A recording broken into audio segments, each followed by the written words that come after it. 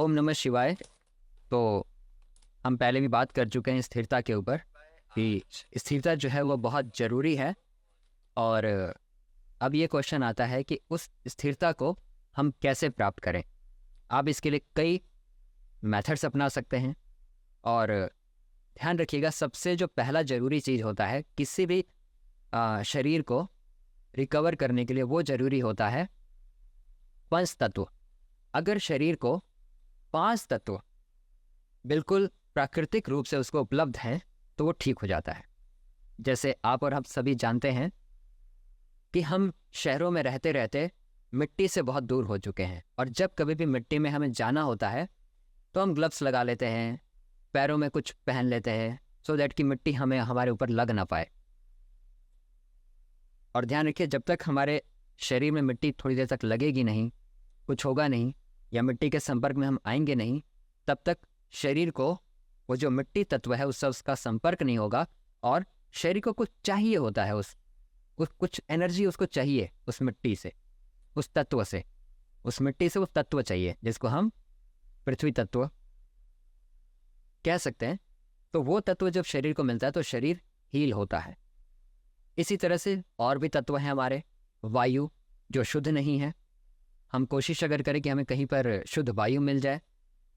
खुला आसमान हमें चाहिए। खुला आसमान का मतलब यह है कि क्या आपके ऊपर खुला आसमान ऐसा है जो नीला दिखता हो?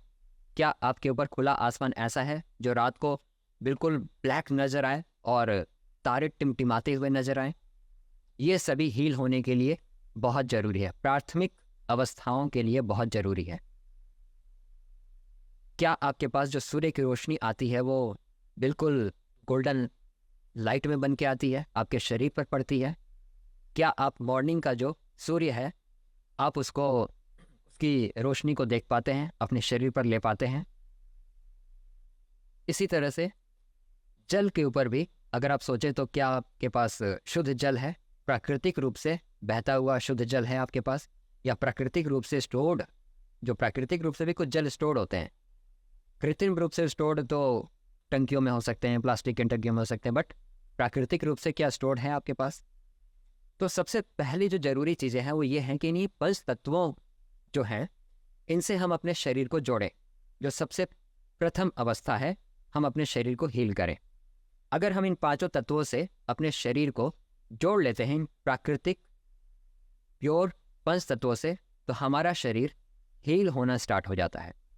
उसके बाद आप अगर औषधियों का प्रयोग करते हैं, दवाइयों का प्रयोग करते हैं, तो ऐसी औषधियों, ऐसी दवाइयों का आपको प्रयोग करना चाहिए अपने शरीर को हील करने के लिए जिसका कोई साइड इफेक्ट ना हो, यानी वो आपके बीमारी को रियल में ठीक करे, रियल में हेल्प करे ठीक करने के लिए आपके शरीर को, बजाय इसके कि उस बीमारी को ठीक करने के लिए वो दूसरी बीमारी पैदा कर दे, जिसको हम साइड इफेक्ट्स या कुछ और चीज़ें कह सकते हैं।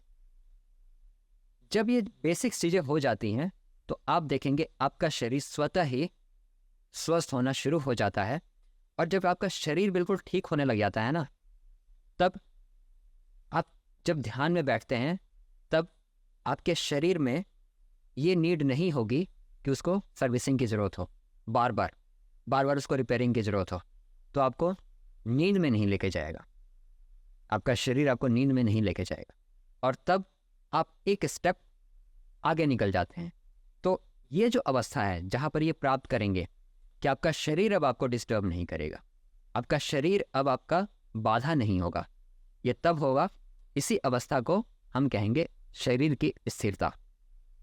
तो मैंने आपको बताया आज कि इस शरीर को स्थिर करने के लिए प्राथमिक अवस्थाएं क्या हैं, प्राथमिक कार्य क्या हैं।